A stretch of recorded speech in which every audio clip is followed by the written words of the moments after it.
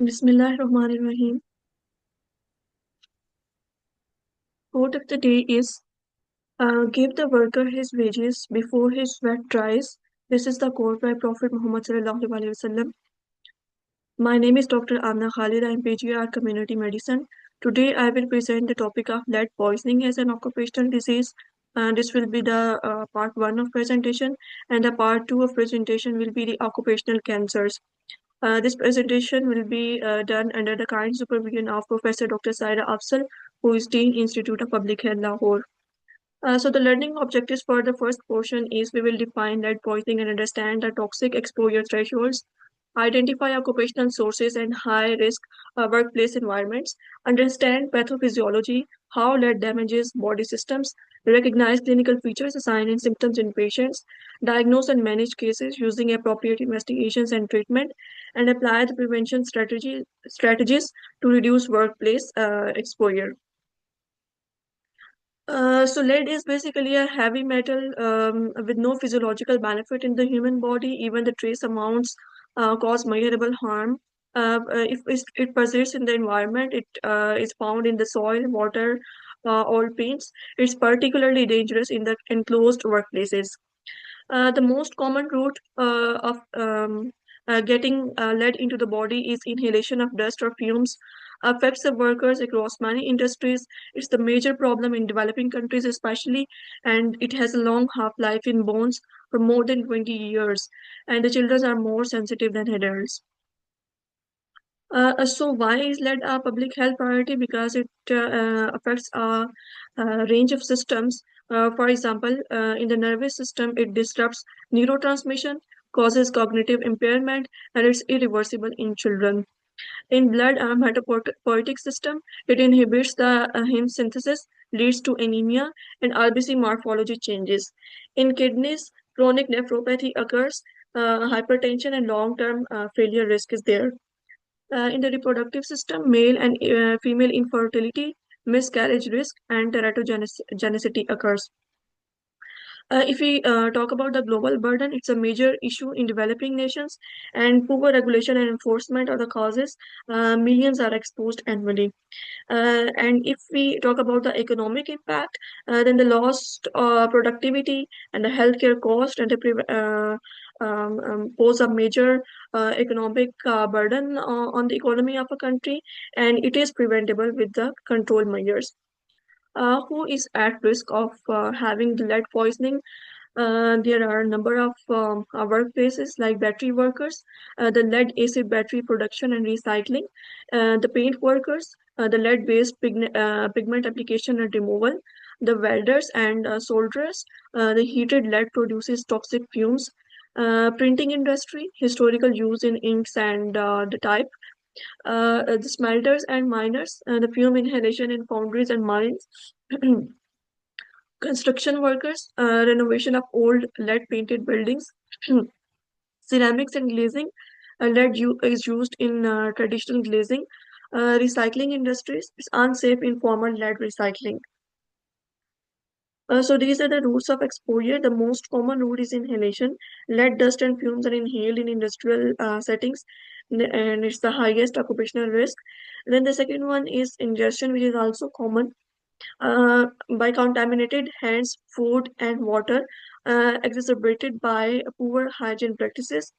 Dermal route is rare. The organic lead compounds, for example, the tetraethyl lead, may absorb through skin. So this is the toxicokinetics of lead absorption by inhalation. 30 to 70% of lead is absorbed by ingestion. 10 to 15% of it is absorbed in adults, and 40 to 50% in children. And deficiency of calcium, iron, and zinc increases the uptake of lead. And now we come to the distribution. It circulates in blood. Half-life is more than 35, around 35 days in blood, and it distributes to soft tissues like liver, kidneys, brain. It crosses the blood-brain barrier as well, and the placental barriers also. Storage, 90 to 95% is stored in bones. In bones, its half-life is more than 20 years. Bone acts as long-term reservoir, and it's released during pregnancy. Osteoporosis and fever are the symptoms that can occur, and the signs are there. Excretion primarily renal means urinary excretion.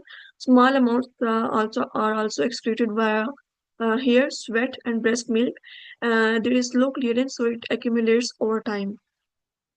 Pathophysiology, there is enzyme inhibition, inhibits the ALA dehydratase and pyrogelatase, which impairs the heme synthesis, which leads to anemia. How neurotoxicity occurs because it mimics calcium, disrupts the neurotransmitter release, axonal transport, and synaptic function.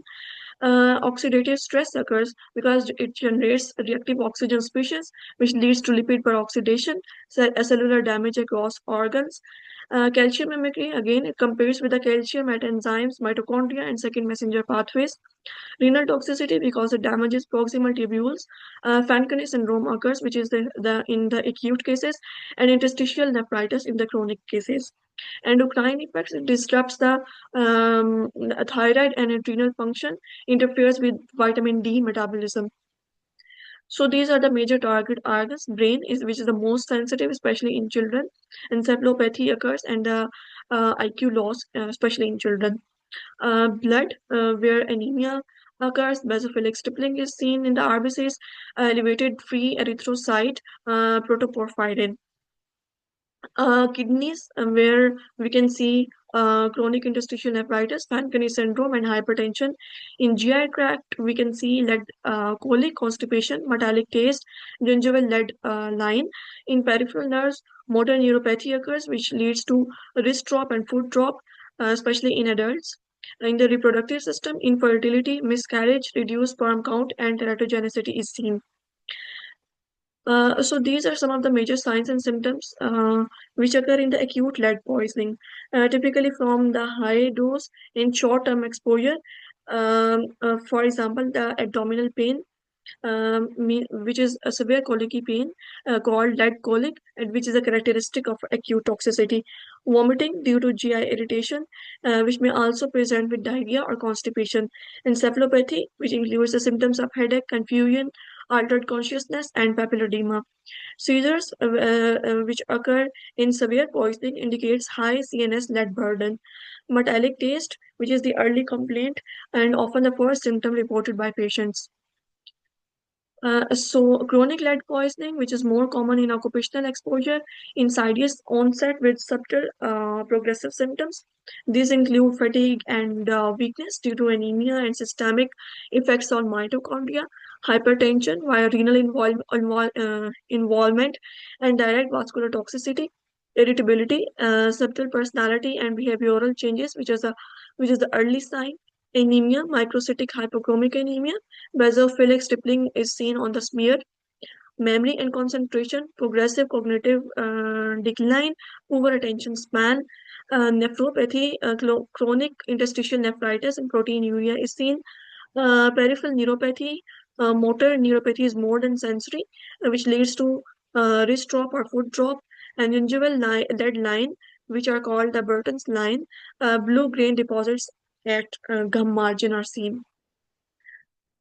So this is again a summary of hematological effects that a microcytic hypochromic anemia is a finding which is due to the inhibition of heme synthesis, and significance is that there is reduced oxygen carrying capacity of the hemoglobin.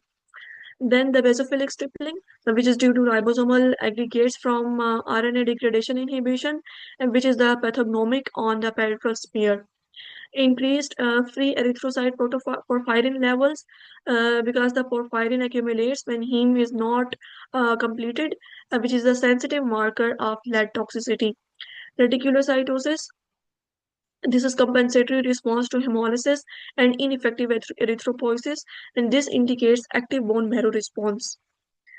This is the summary of neurological effects. In adults, there is peripheral motor neuropathy, headache, fatigue, irritability, mental impairment, and encephalopathy, and autonomic dysfunction.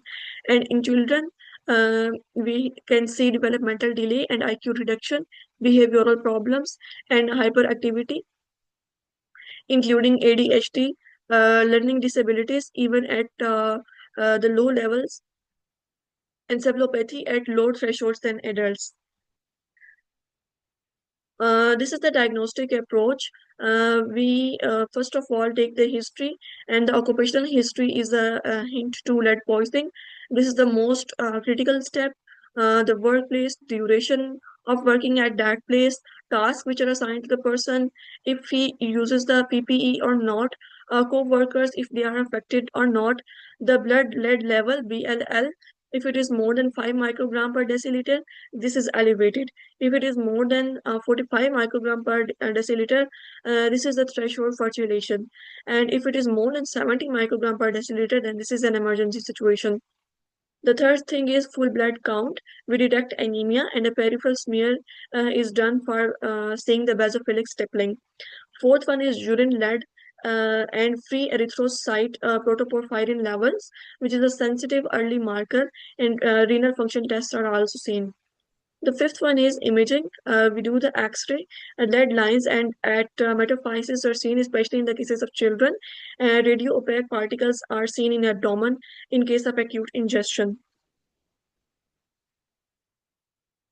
Now we come to the management. First of all, we have to remove the exposure. Immediate removal from the workplace. This is the most important first step. It prevents the ongoing accumulation. The second one is supportive care. We have to treat the anemia, seizures, encephalopathy, whatever the symptoms and signs are there. Nutritional support includes including calcium, iron, and zinc because we talked before that their deficiency can lead to more absorption of lead. A regular monitoring of the blood lead levels, then we can do chelation therapy if the blood lead levels are more than 45 microgram and the patient is symptomatic. We have to consider this therapy. And if the level is more than 70 microgram per deciliter, then the chelation therapy is mandatory. We have to do the follow-up of the patients. We have to repeat the blood lead levels after chelation as well, and the occupational reassessment and rehabilitation if neurological damage has occurred.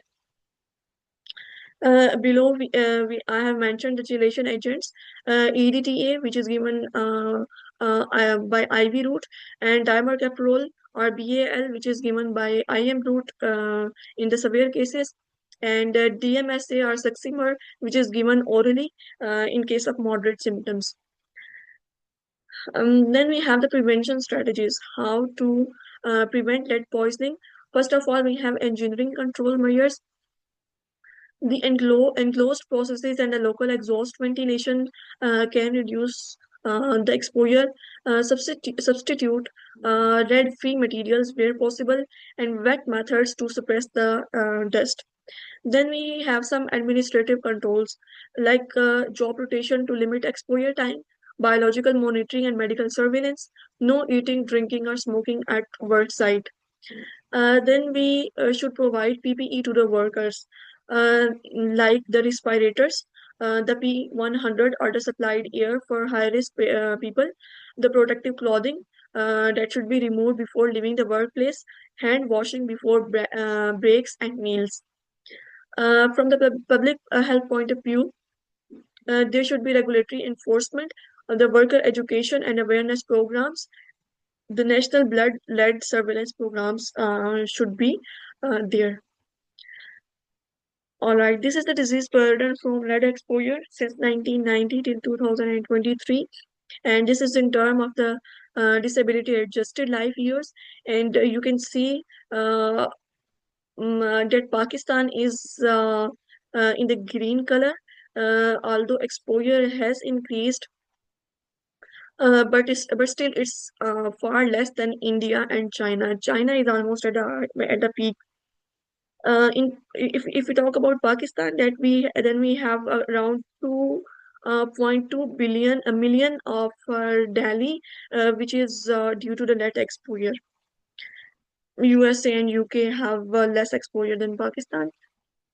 This is from the website of WHO, which shows the burden of the disease. The lead exposure causes a significant burden of disease. The Institute of Health Metrics and Evaluation, this is for the global burden of disease, which estimates that more than 1.5 million deaths globally were attributed to lead exposure in 2021, primarily due to cardiovascular effects. And additionally, lead exposure was estimated to account for more than 33 million years lost to disability. worldwide in 2021. Basically, this is overall lead exposure. They have not specifically highlighted the lead exposure due to occupational causes.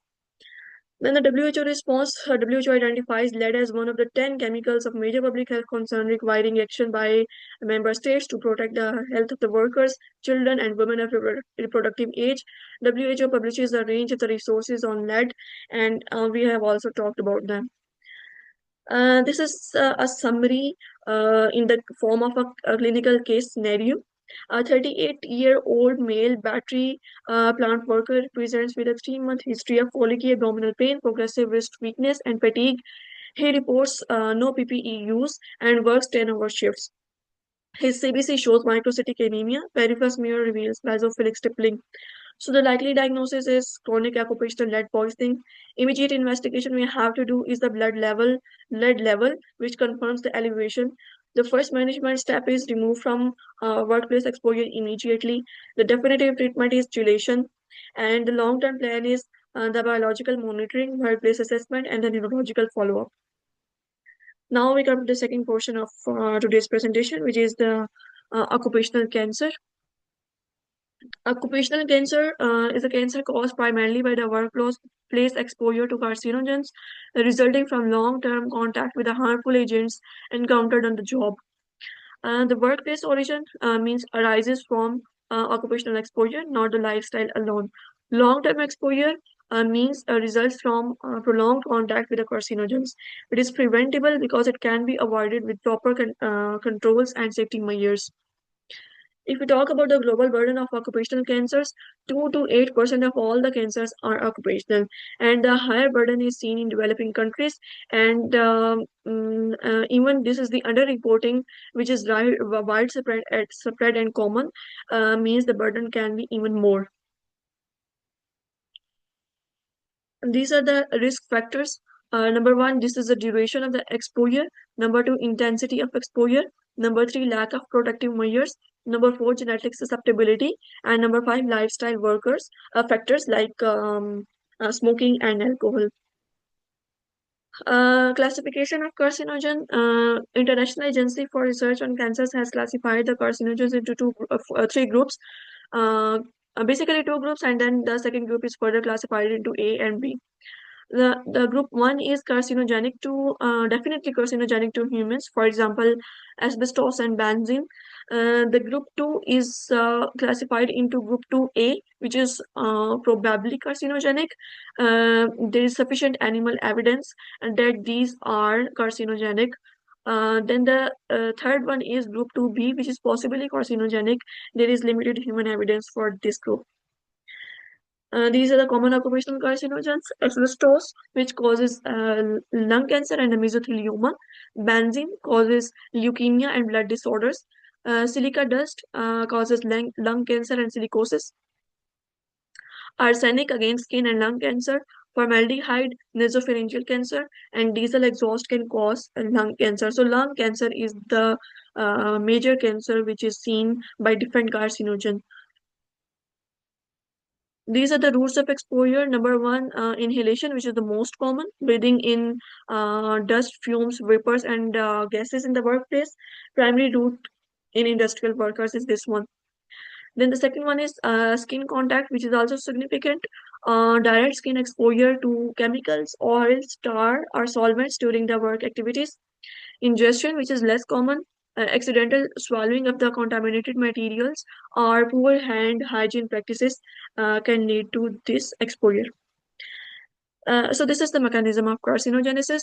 First of all, we microscopically we see the DNA damage.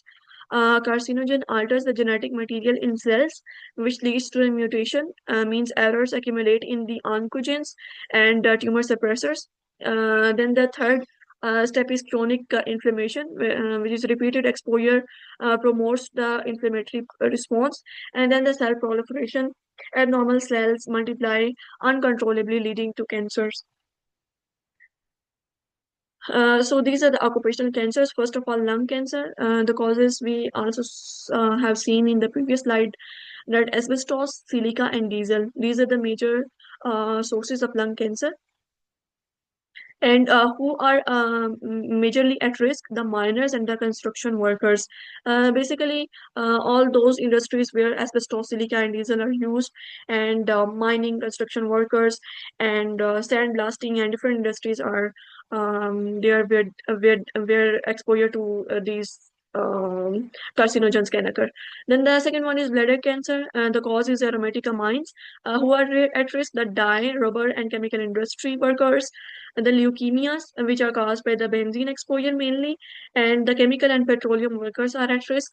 Mesothelioma, the cause is asbestos. The pleura is affected, and the insulation workers and shipyards are the ones who are affected. The skin cancer, the cause is UV radiation and arsenic.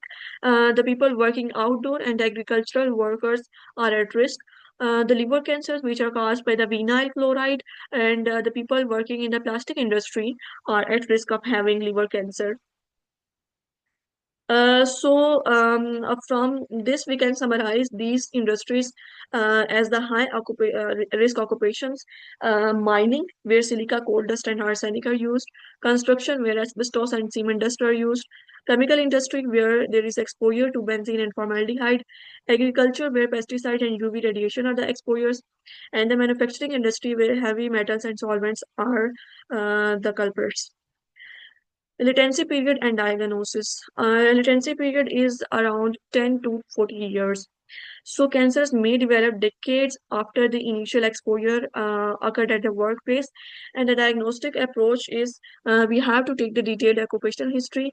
We have to do the assessment of the exposure, the clinical evaluation, and the biomarker testing relevant to that specific cancer. So these are the prevention strategies. If we apply the three levels of prevention, then the first level is primary prevention, where we eliminate the carcinogen from the place, the use of safer alternatives, engineering control measures, and the personal protective equipment.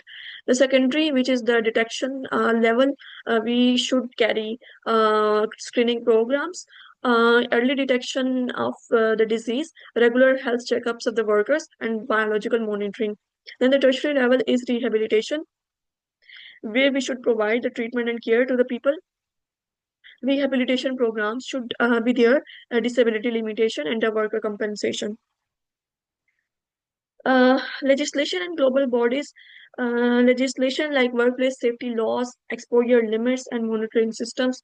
These are available by different organizations like WHO, World Health Organization. This provides the global guidelines, research coordination, and public health awareness on occupational cancer prevention. ILO, this is the International Labour Organization. It sets international worker safety standards, conventions, and occupational health frameworks for member states. So, if we talk about the challenges while controlling the different exposures, occupational exposures, then the lack of awareness, because the workers and employers often are unaware of the carcinogenic risk. Poor enforcement, the safety regulations are not consistently applied or monitored.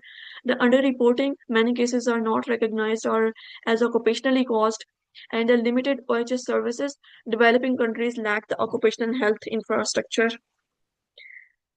This was almost all about the today's presentation. This is the key take-home messages. Occupational cancers are preventable. Preventable. Early detection saves the lives. Workplace safety is essential, and strong policies are needed. Now we come to the practice of MCQs. The first question is: a 40-year-old worker from a battery manufacturing plant presents with abdominal colic and fatigue. On examination, he has pallor and a bluish line on his gums. What is the most likely diagnosis? Option A, arsenic poisoning. Uh, B, mercury poisoning. C, lead poisoning. D, cadmium toxicity. And E, iron deficiency anemia. C. E. C is the right answer. Lead poisoning, which is our topic. All right. Question number 2. A 5-year-old child living Near a recycling factory presents with developmental delay and irritability. Which mechanism best explains the neurological effects of lead? Option A, increased acetylcholine release. B, inhibition of neurotransmitter release.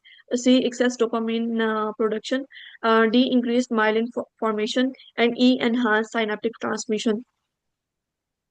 B. Yes, B is the right answer. Question number three. A factory worker is diagnosed with chronic blood poisoning. Which laboratory finding is most characteristic? Option A, macrocytic anemia. B, normocytic anemia. C, leukocytosis. D, basophilic stippling of RBCs. And E, thrombocytopenia.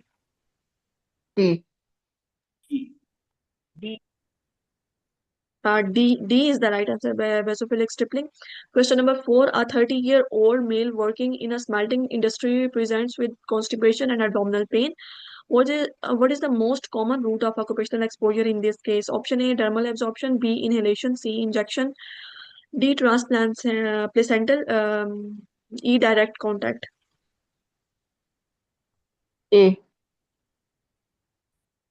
Dermal absorption is the rarest. B is inhalation, which is the Okay. commonest exposure. Five, Okay. a worker is advised to wash hands and avoid eating at the workplace to prevent lead ingestion. This is an example of option A, engineering control. B, legislative action. C, environmental monitoring. D, medical treatment. And E, hygiene practice. Uh, E. Yes, E is the right answer, hygiene practice. Question number six. A 55-year-old construction worker presents with progressive breathlessness and chest pain. He has a 25-year history of working with the insulation materials.